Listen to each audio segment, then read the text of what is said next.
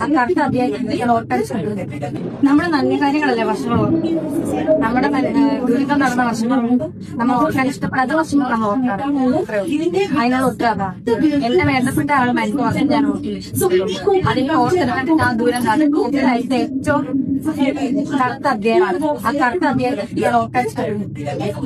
രേണു സുധി ശരിക്കും പറഞ്ഞാൽ നമ്മൾ ഓരോ കാര്യങ്ങൾ പറയുമ്പോഴത്തേക്കും ശരിക്കും ശ്രദ്ധിച്ചും കണ്ടു വേണം ഓരോന്ന് പറയാനായിട്ട്. പ്രത്യേകിച്ച് പബ്ലിക്കിന്റെ മുന്നിൽ എത്തുന്ന കാര്യങ്ങൾ അല്ലെങ്കിൽ ഈ ക്യാമറയ്ക്ക് മുന്നിൽ നിന്ന് നമ്മൾ ഓരോ കാര്യങ്ങൾ പറയുമ്പോഴത്തേക്കും നല്ല രീതിയിൽ ശ്രദ്ധിച്ചാണ് ഓരോ കാര്യങ്ങൾ പറയുന്നത്. ഇവിടെ ഈ രേണു സുധിയെ സംബന്ധിച്ചിടത്തോളം പല കാര്യങ്ങളും രേണു സുധി ഈ ക്യാമറയ്ക്ക് മുന്നിൽ നിന്ന് പറയുന്നതും അത് പിന്നെ പബ്ലിക്കിന്റെ മുന്നിൽ എത്തുന്നതും ഒക്കെ തന്നെ പല രീതിയിൽ ചർച്ചയാവാറുണ്ട്. അതിന് കാരണം ഇവർ പറയുന്ന പല കാര്യങ്ങളിലെയും തെറ്റായിട്ടുള്ള വിഷയങ്ങൾ തന്നെയാണ് എന്നത് എടുത്തു പറയേണ്ടി വരും. കാരണം എന്തുകൊണ്ട് രേണു സുധി ട്രോളുകൾക്ക് ഇടയാവുന്നു, അതോടൊപ്പം തന്നെ എന്തുകൊണ്ട് രേണു സുധിയെ കൂടുതലും വിമർശിക്കുന്നു, എന്തുകൊണ്ട് രേണു സുധിയെ പരിഹസിക്കുന്ന തരത്തിൽ കമന്റുകൾ വരുന്നു, അല്ലെങ്കിൽ എന്തുകൊണ്ട് രേണു സുധിക്ക് അത്രയധികം നെഗറ്റീവ് സ്പ്രെഡായി മാറും. ഇതിനെല്ലാം ഒറ്റ കാരണമേ ഉള്ളൂ, രേണു തന്നെയാണ് അതിന്റെ ഏറ്റവും വലിയ ഉത്തരവാദി എന്ന് പറയുന്നത്. അല്ലാതെ ആരും രേണുവിന്റെ തലയിൽ കൊണ്ട് അടിച്ചേൽപ്പിക്കുന്നതല്ല. രേണു ചെയ്യുന്ന ഓരോ കാര്യങ്ങളിൽ സംഭവിക്കുന്ന തെറ്റുകൾ തന്നെയാണ് ഇതിനെല്ലാം വഴിയൊരുക്കുന്നത് എന്നാണ് എടുത്തു പറയുന്നത്. അതിൽ പ്രത്യേകിച്ച് പറയുന്നത് ഇപ്പോൾ ഈ പറഞ്ഞ കാര്യങ്ങൾ ഈ വീഡിയോയ്ക്ക്, അതായത് ഈ പേജ് ഇട്ട ഈ വീഡിയോയ്ക്ക് താഴെ വന്ന കമന്റുകൾ പോലും നോക്കുമ്പോൾ അത് 100% വ്യക്തമാണ്. അത് നമുക്ക് ഈ ഒരു വീഡിയോ കേൾക്കുമ്പോൾ തന്നെ മനസ്സിലാവും എന്തൊക്കെയാണ് രേണു ഈ വിളിച്ച് പറയുന്നത്. ഒന്നുകിൽ പറയാനായിട്ട് അറിയത്തില്ലെങ്കിൽ അടച്ച് മിണ്ടാതിരിക്കുക, മറുപടി പറയാൻ താല്പര്യമില്ല എന്നുള്ള മട്ടിൽ പോവുക. കാരണം ഇവർക്കൊക്കെ മറുപടി കൊടുത്തില്ല എന്ന് പറഞ്ഞ് ലോകമൊന്നും ഇടിഞ്ഞു വീഴാനായിട്ട് പോകുന്നില്ല. പക്ഷേ അതിന് മറുപടി കൊടുത്തിട്ടുണ്ടെങ്കിൽ അത് കൃത്യവും വ്യക്തവുമായിട്ടുള്ള മറുപടി കൊടുക്കണം. അല്ലാതെ രേണു പറഞ്ഞ ഈ ഒരു കാര്യം, സുധിയെ കുറിച്ച് പറഞ്ഞ ഈ ഒരു കാര്യം, ഇത് നോർമലി നമ്മുടെ കേരളത്തിലെ ജനങ്ങൾ കേൾക്കുമ്പോൾ ഏത് തരത്തിലായിരിക്കും അത് എടുക്കുന്നത്, അല്ലെങ്കിൽ ഏത് തരത്തിലായിരിക്കും അത് വ്യാഖ്യാനിക്കപ്പെടുന്നത്. ശരി, അതൊക്കെ നിങ്ങളുടെ പേഴ്സണൽ കാര്യങ്ങൾ. പക്ഷെ നമ്മൾ ഓരോ വാക്കുകൾ ഉപയോഗിക്കുമ്പോഴും ഓരോ കാര്യങ്ങൾ പറയുമ്പോഴും ശ്രദ്ധിക്കേണ്ടത് വളരെ അനിവാര്യമായിട്ടൊരു കാര്യമാണ്. അതല്ലെങ്കിൽ 8ന്റെ പണി കിട്ടുന്ന തരത്തിലോട്ട് കാര്യങ്ങൾ മാറുമെന്നുള്ളത് 100% ഉറപ്പാണ്. കാരണം നാട്ടുകാരുടെ വാ മൂടിക്കെട്ടാനൊന്നും പറ്റത്തില്ല. അതിന് അവസരം ഉണ്ടാക്കി കൊടുക്കാതിരിക്കുന്നതാണ് നമ്മൾ ചെയ്യേണ്ട ഉത്തരവാദിത്വം എന്ന് പറയുന്നത്. അല്ലാതെ നമ്മളെ അയ്യോ നാട്ടുകാർ അങ്ങനെ പറയുന്നു, അവരെ എങ്ങനെയെങ്കിലും ജീവിച്ച് പൊക്കോട്ടെ, അവർ വിമർശിക്കരുത്, അതാണ് ഇതാണ് എന്ന് പറയുന്നതിൽ അർത്ഥമില്ല. നമ്മൾ ചെയ്തു വെക്കുന്ന ഓരോ കാര്യങ്ങൾ കാണുമ്പോഴത്തേക്കുമാണ്, അല്ലെങ്കിൽ നമ്മൾ പറയുന്ന ഓരോ കാര്യങ്ങളിൽ സംഭവിക്കുന്ന തെറ്റുകളാണ് അവിടെ വിമർശനമായിട്ട് എതിർവശത്ത് നിന്ന് വരുന്ന മറുപടികൾ എന്ന് പറയുന്നത്. അത് നമുക്ക് നെഗറ്റീവായിട്ടാണ് വരുന്നതെങ്കിൽ അതിന് ഉത്തരവാദി നമ്മൾ തന്നെ ഇന്ന് അക്സെപ്റ്റ് ചെയ്യാണ് വേണ്ടത്.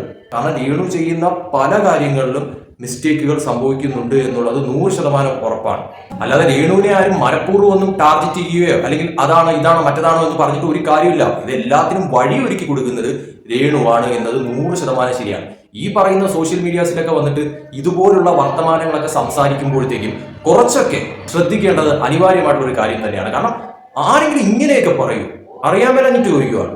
ഈ ഒരു സംഭവം ശരിക്കും പറഞ്ഞാൽ ഇതിനു മുന്നേ ഏതോ ഒരു ചാനലുകാരൻ, ഏതോ ഒരു സോഷ്യൽ മീഡിയ ചാനലുകാരൻ ചെന്ന് രേണുവിന്റെ അടുത്ത് ചോദിച്ച് രേണു അറിയാതെ രേണുവിന്റെ വായിൽ നിന്ന് ഇങ്ങനെ ഒരു കാര്യം വന്ന് അത് പക്ഷേ ട്രോളിന് ഇടയാക്കുന്ന തരത്തിലോട്ട് കാര്യങ്ങൾ മാറി, രേണുവിനെതിരെ കടുത്ത വിമർശനങ്ങൾ ഉണ്ടാകുന്ന തരത്തിലോട്ട് കാര്യങ്ങൾ മാറി, അത് കൈവിട്ട് പോകുന്ന തരത്തിലോട്ട് കാര്യങ്ങൾ മാറിയിട്ട് ഇപ്പോൾ അത് ന്യായീകരിച്ച് വെളുപ്പിക്കുന്ന മാതിരിയാണ് ഈ സംസാരം കേൾക്കുമ്പോഴത്തേക്കും തോന്നുന്ന ഒരു കാര്യം എന്ന് പറയുന്നത്.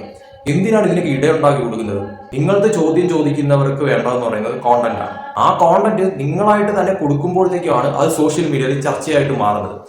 നിങ്ങളൊന്നും കൊടുക്കാതിരുന്നു കഴിഞ്ഞാൽ സോഷ്യൽ മീഡിയയിൽ ചർച്ചയാവത്തില്ല. നിങ്ങളെ വിമർശിക്കുകയോ അല്ലെങ്കിൽ നിങ്ങൾക്കെതിരെ ആരും ഒന്നും പറയത്തുമില്ല.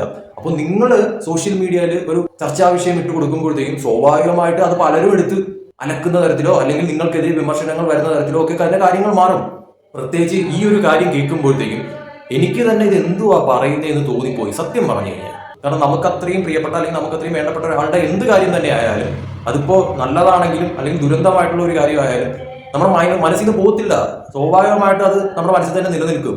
അത് എത്ര കാലം കഴിഞ്ഞാലും അത്രത്തോളം സ്നേഹമുള്ള ഒരു വ്യക്തിയാണെങ്കിൽ ഉറപ്പായിട്ട് നിലനിൽക്കും എന്നുള്ളത് 100% ശരിയായിട്ടുള്ള ഒരു കാര്യം തന്നെയാണ്. ആ ഒരു സാഹചര്യത്തിലാണ് ഇവിടെ ആ ഡേറ്റോ വർഷമോ ഓർമ്മയില്ലാത്ത തരത്തിൽ രേണു ആ കൊടുത്ത മറുപടി എന്ന് പറയുന്നത്. അപ്പൊ ഇതിനെയൊക്കെ ആൾക്കാർ വിമർശിച്ചാൽ അല്ലെങ്കിൽ ജനങ്ങൾ നെഗറ്റീവ് പറഞ്ഞാൽ അവരെ തെറ്റു പറയാൻ പറ്റും. എന്നിട്ട് അതിനെ ന്യായീകരിക്കുന്ന തരത്തിൽ ഇതുപോലെ വീണ്ടും സംസാരിക്കുമ്പോഴത്തേക്കും സ്വാഭാവികമായിട്ടുള്ള നെഗറ്റീവ് പ്രതികരണം ഇതിനും വന്നു എന്ന് വരും.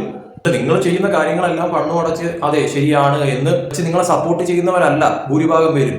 തെറ്റാണെങ്കിൽ തെറ്റാണെന്ന് പറയും, ശരിയാണെങ്കിൽ ശരിയാണെന്ന് പറയും. നിങ്ങൾ ചെയ്യുന്ന പ്രവൃത്തി അത് ശരിയാണെങ്കിൽ ശരിയാണെന്ന് തന്നെ പറയാം, അതിൽ ഒരു സംശയമില്ല. പക്ഷെ നിങ്ങൾ ചെയ്യുന്നതിൽ അല്ലെങ്കിൽ പറയുന്ന കാര്യത്തിൽ മിസ്റ്റേക്ക് ഉണ്ടെങ്കിൽ അത് ജനങ്ങൾ ചൂണ്ടിക്കാണിക്കുക തന്നെ ചെയ്യും. അതിന് അവരുടെ വാ മൂടിക്കെട്ടാനൊന്നും പറ്റത്തില്ല. സത്യം പറഞ്ഞാൽ അതിന് അങ്ങനെ ഒരു ഇട ഉണ്ടാവരുതെങ്കിൽ ശരിക്കും പറഞ്ഞാൽ ശ്രദ്ധിക്കേണ്ടത് രേണു തന്നെയാണ് എന്ന കാര്യത്തിൽ സംശയമില്ല. ഒന്നുകിൽ മറുപടി കൊടുക്കുമ്പോഴത്തേക്ക് ശ്രദ്ധിക്കുക, ഈ പറയുന്ന ഓൺലൈൻ മീഡിയാസിന് മറുപടി കൊടുക്കുമ്പോഴത്തേക്ക് ശ്രദ്ധിക്കുക. അതല്ലെങ്കിൽ ഇവർക്ക് മറുപടി കൊടുക്കാതെ ഒഴിഞ്ഞു മാറുക. അതിന് കഴിയത്തില്ല, മറുപടി കൊടുത്തേ മതിയാവുമെങ്കിൽ വരുന്ന വിമർശനങ്ങളും ഏറ്റുവാങ്ങാനായിട്ട് തയ്യാറായി നിൽക്കുക. അത്രയേ ഉള്ളൂ.